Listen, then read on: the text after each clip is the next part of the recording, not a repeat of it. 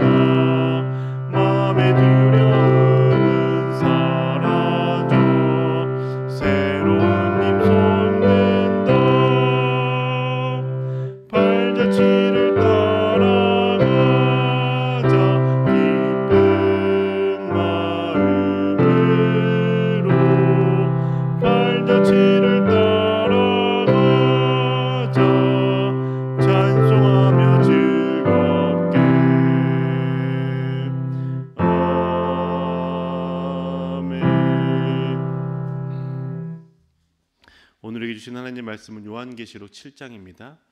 요한계시록 7장 13절에서 17절의 말씀입니다. 요한계시록 7장 13절에서 17절의 말씀을 함께 읽겠습니다. 그때 장로들 가운데 하나가 흰 두루마리를 입은 이 사람들은 누구이며 또 어디에서 왔습니까? 하고 나에게 물었습니다. 내가 장로님께서 잘 알고 계십니다 하고 대답하였더니 그는 나에게 이렇게 말하였습니다. 이 사람들은 큰 환난을 겪어낸 사람들입니다.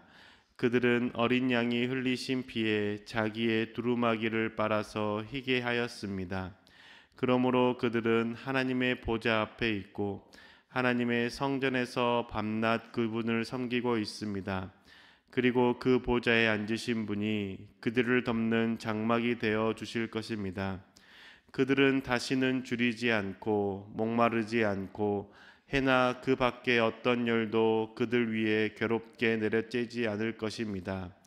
보좌 한가운데 계신 어린 양이 그들의 목자가 되셔서 생명의 샘물로 그들을 인도하실 것이고 하나님께서 그들의 눈에서 눈물을 말끔히 씻어 주실 것입니다. 아멘. 말씀을 듣고 기도하는 자리에 나오신 성도님들의 삶에 주님의 평안이 가득하시길 주님의 이름으로 축복합니다. 담임 목사님께서는 어제부터 내일까지 진행되는 기장교단 109회 총회에 참석하고 계십니다. 총회 일정 가운데 하나님의 은혜가 가득하도록 많은 기도 부탁드리겠습니다. 요한계시록의 말씀을 읽고 이해하는 것 참 어렵게만 느껴질 때가 있죠. 왜냐하면 요한계시록에 많은 상징들이 있기 때문입니다. 이 상징들을 어떻게 해석하느냐에 따라서 전혀 다른 의미가 전달되기도 하기 때문에 요한계시록이 읽는 것도 이해하는 것도 쉽지 않게만 생각됩니다. 하지만 요한계시록을 잘 이해하면 신앙에 아주 유익합니다. 하나님을 믿으면서 살아갈 때 힘과 용기를 얻게 되고 또한 무엇을 소망하며 살아가야 되는지에 대해서 깨닫게 되기 때문이죠. 오늘은 말씀을 통해서 우리가 어떤 것을 소망하며 살아가야 하는지에 대해서 함께 살펴보기를 원합니다. 오늘 우리가 읽은 요한계시록 7장의 말씀은 요한계시록 6장에서 기록된 심판에서 어떤 자들이 구원을 받는지에 대해서 기록한 장입니다. 6장에 보면 7개의 봉인 중에서 6번째 봉인까지 내려지는 봉인까지 떼어지면서 심판의 장면들이 기록되어 있습니다. 그러다가 6장 17절 마지막에 보면 그들이 진노를 받을 큰 날이 이르렀다. 누가 이것을 버티어 낼 수 있겠느냐라고 질문합니다. 이 질문에 대한 대답이 7장에 기록되어 있는 것이죠. 어떤 이들이 심판을 받지 않고 견뎌낼 수 있는지, 누가 구원을 받는지에 대해서 7장 전체를 사용해서 알려주고 있는 겁니다. 하나님께 이마에 도장을 찍은 사람, 하나님께서 이마에 인치시고 또한 그 흰옷을 입은 사람들이 구원을 받는다라고 기록하고 있습니다. 그렇다면 흰옷을 입은 사람들, 그 사람들은 누구이고 어떻게 흰옷을 입고 구원을 받을 수 있었을까요? 14절의 말씀을 통해서 알 수 있죠. 14절에 보면 내가 장로님께서 잘 알고 계십니다 하고 대답하였더니 그는 나에게 이렇게 말하였습니다. 이 사람들은 큰 환난을 겪어낸 사람들입니다. 그들은 어린 양이 흘리신 피에 자기들의 두루마기를 빨아서 희게 하였습니다. 큰 환난을 겪어낸 사람들이고 그 사람들은 어린 양이 흘리신 피에 자신의 옷을 빨아서 희게 입은 사람들이라는 겁니다. 큰 환난을 겪고 그 환난을 견디어낸 사람들, 그 사람들이 예수 그리스도의 피에 자신의 옷을 빨아 희게 만든 사람들, 이 사람들이 구원을 받는 것이죠. 그 환난을 겪는 것을 견뎌내는 것입니다. 여러분, 어린아이부터 노년에 이르기까지 누구나 환난을 겪습니다. 겪지 않는 사람들이 없죠. 심지어 갓 태어난 어린아이들도 환난을 겪습니다. 배고픔이 환난이고 불편함이 환난이죠. 그래서 배고플 때 크게 울고 또한 불편해서 크게 웁니다. 세상이 무너질 듯 우는 것이죠. 그런데 조금만 더 크면 배고프다고 해서 크게 울지 않죠. 어린아이가 느끼는 환난은 또 다른 것입니다. 친한 친구들과 놀다가 사소한 것을 다투면 그게 환난일 수 있고 그게 큰 아픔일 수 있는 것이죠. 그것 때문에 눈물을 흘리기도 합니다. 사춘기 때는 또 달라지죠. 성적이 좋지 않거나 친구 관계에서 소외를 당할 때 그게 환난이 되기도 합니다. 성인이 되었을 때는 재산을 상실했을 때, 믿었던 사람들에게 배신을 당했을 때 그것이 또 큰 환난이고 고통이 되는 것이죠. 결국 환난이라는 것은 자신에게서 있는 무엇인가를 잃어버리는 것, 상실, 그 상실이 곧 환난이 되는 겁니다. 어린아이는 배부름을 잃어버린 것이 상실이고 환난이며 아이들은 즐거움, 또한 성인들은 건강이나 돈 등을 잃어버린 것이 상실이고 그게 큰 환난이 되는 것이죠. 그다시 예수 그리스도를 믿었던 성도들도 마찬가지였습니다. 예수 그리스도를 믿기 때문에 자신의 생명을 잃어버리고 안전을 위협당하며 또한 건강을 잃어버리고 또한 고통 가운데 놓여지는 것, 평안함을 잃어버린 것이 상실이었고 그게 곧 큰 환난이었던 것이죠. 그런데 그 모든 환난을 견뎌낸 사람들이 구원을 받는다라고 말합니다. 환난을 겪고 견뎌낸 사람들은 예수 그리스도의 피로 자신의 옷을 빨아서 희게 한 사람들이죠. 예수 그리스도의 피로 자신의 두루마리를 빨아서 희게 했다는 것이 무엇을 의미하는 걸까요? 예수 그리스도의 그 피는 죽음 가운데 흘리신 피입니다. 즉 예수 그리스도의 죽음에 동참했다는 것이죠. 인간에게 있어서의 가장 큰 상실은 무엇입니까? 생명을 잃어버리는 것 아닙니까? 건강과 재산과 명예와 권력을 잃어버리는 상실 때문에 고통스럽고 환난을 겪고 있을 때에 예수 그리스도의 그 십자가를 생각하는 겁니다. 건강을 잃어서 눈물이 나고 힘들어 환난 가운데 있는 것 같은 그때에 예수 그리스도의 십자가를 생각하면서 나의 고통이 되는 건강의 상실, 건강을 잃어버린 그 상실을 견뎌내는 것이죠. 사업의 부도로 재산을 잃었을 때나 배신을 당했을 때나 그 모든 아픔과 상실 가운데에서 자신의 생명을 내어주신 예수 그리스도의 그 십자가를 생각하면서 견디는 것, 그게 곧 구원받은 자의 모습이라는 겁니다. 주님께서 우리를 구원해 주셨다, 주님께서 우리를 인쳐 주셨다는 것은 내가 겪고 있는 이 가난에서 이 부유하게 만들어줬다는 것이 아니죠. 내가 겪고 있는 이 질병에서 그 질병이 모두 사라지게 하고 건강 가운데 놓았다는 것도 구원해 주셨다는 의미가 아닙니다. 예수 그리스도를 믿는다고 해서 모두가 가난해서 부자가 되는 것도 아니고, 예수 그리스도를 믿는다고 해서 모든 질병에서 다 건강해 되는 것도 아닌 것을 우리가 잘 알지 않습니까? 그러면 그들은 구원받지 못한 자들일까요? 그렇지 않다는 겁니다. 그리스도의 십자가 앞에서 가난도 질병도 그것도 나에게 상실감을 주지 못한다는 고백을 하는 것, 그게 그리스도를 믿는 자이고 구원받은 자의 신앙이지 않겠습니까? 돈이 없다고 해서, 질병 가운데 있다고 해서, 권력을 손에 넣지 못했다고 해서 고통과 환난이 되지 않는다라는 겁니다. 고통과 환난이 되지 않는 이유가 무엇이죠? 그게 나에게 상실감을 주지 않기 때문입니다. 예수 그리스도께서 나와 함께 십자가에 못 박혀 죽었다는 것을 고백하기 때문에 세상의 것을 잃어버렸다는 것이 나에게 상실감을 주지 않는 것이죠. 세상의 것을 잃어버려도 상실감을 받지 않고 상실감을 느끼지 않기 때문에 슬픔도 고통도 무마되는 것 아니겠습니까? 왜 천국이 슬픔과 눈물과 아픔이 없는 것일까요? 세상에 가지고 있던 모든 것들을 내려놓고 올라갔기 때문에, 주님 곁에 가기 때문이 아닐까요? 세상의 것을 잃어버린 것이 나에게 슬픔이 되지 않기 때문에 그 천국에서 하나님과 함께 기쁨 가운데 평안한 가운데 살 수 있는 것 아닙니까? 그렇다면 우리가 슬픔과 아픔이 그것이 나에게 더 이상 큰 고통이 되지 않는 것은 천국뿐만 아니라 이 땅에서도 가능하다는 겁니다. 나에게 고통과 아픔이 되는 상실감이 예수 그리스도의 십자가의 고통과 견질 수 없다는 것을 깨달을 때 가능한 것이죠. 이것을 깨닫고 고백하며 살아가는 삶이 구원받은 자의 삶이 아니겠습니까? 그래서 이것을 깨달은 자가 예수 그리스도부터 인치심을 받은 자이고 흰옷을 입은 백성이 되는 것이죠. 예수 그리스도의 십자가 사랑을 매일 기억하며 사는 자가 하나님과 함께 있음으로 평안 가운데 살 수 있는 겁니다. 이 고백이 바로 7장 15절과 16절에 잘 기록되어 있는 겁니다. 15절과 16절의 말씀을 읽어드리겠습니다. 그러므로 그들은 하나님의 보좌 앞에 있고 하나님의 성전에서 밤낮 그분을 섬기고 있습니다. 그리고 그 보좌에 앉으신 분이 그들을 덮는 장막이 되어 주실 것입니다. 그들은 다시는 줄이지 않고 목마르지도 않고 해나 그 밖에 어떤 열도 그들 위에 괴롭게 내려쬐지 않을 것입니다. 구원받은 자, 흰옷을 입은 자들에게 하나님께서 어떻게 해주신다고 말씀하십니까? 하나님께서 그들을 덮는 장막이 되어주신다라고 말씀하십니다. 보좌에 앉으신 분이 덮는 장막이 되어주신다는 것은 보좌에 앉으신 분이 함께 거해 주신다는 것을 의미하는 것입니다.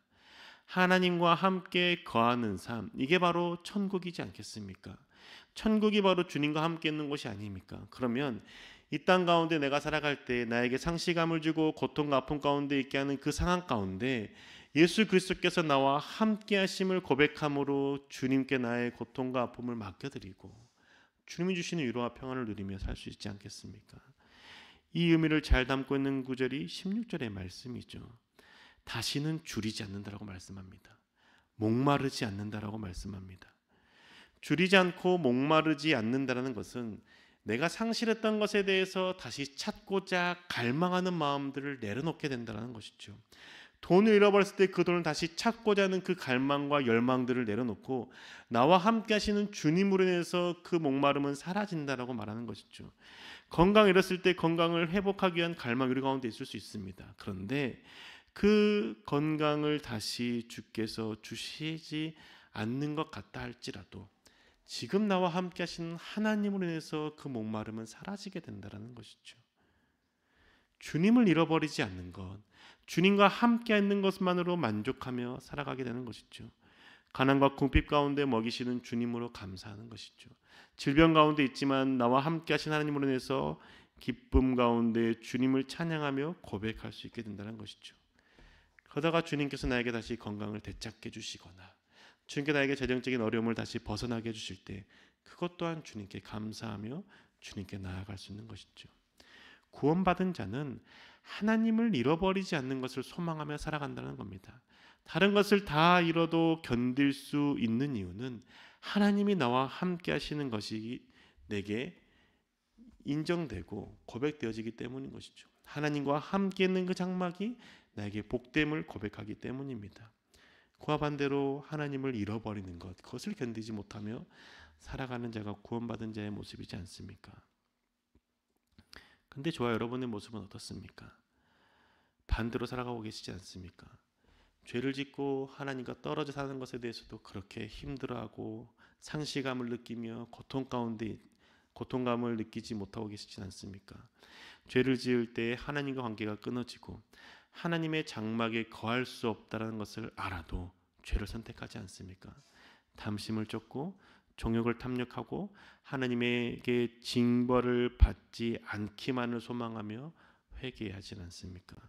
그러면서 징계를 피했다고 생각하면 하나님으로부터 받는 책망을 피했다고 생각하면 또다시 언제 그랬다는 듯이 죄를 탐닉하며 반복되며 살아가고 계시지 않습니까? 이러한 모습으로 계속 살아간다면 나는 정말 하나님의 그 예수 그리스도의 그 피로 내 옷을 빨고 입는 자인지 생각해 봐야 한다는 겁니다. 그 생각을 통해서 내가 정말 그리스도의 십자가 앞에 나아가고 있는지, 아니면 내가 그리스도의 십자가 앞에 나아가 그 거룩한 삶을 살고 하나님과 함께 있는 삶을 살기를 소망하는 것보다 그냥 죄를 짓고 죄에서 책망받는 것만을 피하고 싶은 마음으로 살아가는지 생각해 봐야 된다는 것이죠. 거룩함을 추구하고 하나님을 붙잡기를 소망해야 되는데 세상의 돈과 권력감과 권력만을 추구하며 살아가고 계시지 않습니까? 그것을 쟁취할 수 있다라면, 그것을 내가 소유할 수 있다라면 거짓을 행하는 것, 우상을 숭배하는 것, 타인의 것을 빼앗는 것 서슴지 않고 행하고 계시지 않습니까? 하지만 구원받은 자의 백성의 모습은 그런 것을 잃어버렸다고 해서 상실감을 느끼거나 분노하거나 절망하지 않습니다. 이러한 모습이 16절 하반절에 기록된 어떤 일도 그들 위해 괴롭게 내려지지 않을 것이라는 모습으로 기록되어 있는 것이죠. 세상의 것을 잃어버렸다고 해서 분노하지 않습니다. 그것을 갈망하며 목말라 하지 않습니다. 예수 그리스도의 보혈로 자신의 옷을 희게 빨아서 입는 자는 오직 예수님만을 소망하며 주님이 함께 하시는 것만으로 감사하며 살아갈 수 있는 것이죠. 모든 것을 잃어버려도 예수 그리스도께서 함께 있는 것만으로 기뻐하며 감사하는 것이죠. 지금 이 자리에 나와 예배드리고 방송을 통해서 영상을 통해서 예배드리시는 여러분의 마음은 어떠신가요? 세상의 것을 잃어버렸을 때 상실감에 빠지거나 분노에 휩싸이진 않았습니까? 그런데 하나님과의 관계가 끊어졌을 때 탄식하며 슬퍼하신 적이 있으십니까? 같은 죄를 반복하며 짓는 그 내 자신의 모습 때문에 통곡하며 눈물 흘리신 적이 있습니까? 우리 고난을 견디며 예수 그리스도의 보혈의 옷을 빨고 거룩함을 입은 성도로서의 삶을 살아가기를 갈망하며 살아갑시다. 세상의 것을 상실하는 아픔과 고통, 그 상실감을 예수 그리스도의 그 보혈로 씻어버립시다. 내 손에 아무것도 없어도 예수님 한 분만으로 기뻐해 봅시다. 사랑하는 교회 여러분, 요한계시록은 우리에게 무엇을 소망하며 살아가야 되는지에 대해서 가르쳐주고 있습니다. 세상의 것을 잃어버렸을 때 슬퍼하고 세상이 무너지는 것 같고 분노하며 살아간다면 그것은 내 안에 예수 그리스도의 그 보혈이 있는지를 생각해 봐야 되는 것이죠. 그 상황이 힘들 수 있습니다. 그런데 절망하고 좌절하지 않을 수 있는 것은 예수 그리스도의 그 십자가의 보혈 때문인 것이죠. 내가 겪는 그 상실감보다 그리스도께서 생명을 내어주신 것이 더 크고 나에게 은혜임을 고백하기 때문입니다. 예수 그리스도의 그 사랑에 힘입어 우리 상실감과 아픔을 이겨냅시다. 주님을 잃어버리지 않는 것, 주님과 관계가 끊어지지 않는 것에 집중하며 감사하며 살아갑시다. 오직 하나님만을 소망하며 세상의 것이 아닌 하나님과 동행하며 살기를 갈망하는 저와 교회 여러분 되시기를 주님의 이름으로 축복합니다. 기도하겠습니다. 주님, 이제는 우리가 주님을 소망하며 살아가길 소망합니다. 세상의 것이 내 손에 있을 때 주님께 감사하는 것 당연합니다. 하지만 세상의 것이 내게 사라졌을 때 그 상실감이 나를 휩싸고 나를 침몰시키지 않기를 소망합니다. 주님, 그 상실감 가운데 고통하며 눈물을 흘릴 때 나를 위해서 생명을 내어주신 예수 그리스도의 그 사랑을 생각하게 해주시고 주님을 붙잡을 수 있도록 인도해 주시옵소서. 그래서 주님으로부터 오는 평안을 누리게 해주시고 하나님 한 분만으로 만족하며 삶을 살아가게 해주시고 주님께서 채우시는 것에 감사하며 살아갈 수 있는 저희들 되게 인도하여 주시옵소서. 우리 삶 가운데 언제나 함께 하시고 역사하실 줄 믿사오며 살아계신 우리 주 예수 그리스도의 이름으로 기도합니다. 아멘. 하늘에 계신 우리 아버지여, 이름이 거룩히 여김을 받으시오며 나라의 마옵시며 뜻이 하늘에서 이룬 것 같이 땅에서 이루어지이다. 오늘날 우리에게 일용할 양식을 주옵시고 우리가 우리에게 죄 지은 자를 사하여 준 것 같이 우리 죄를 사하여 주옵시고 우리를 시험에 들게 하지 마옵시고 다만 악에서 구하옵소서. 대개 나라와 권세와 영광이 아버지께 영원히 있사옵나이다. 아멘.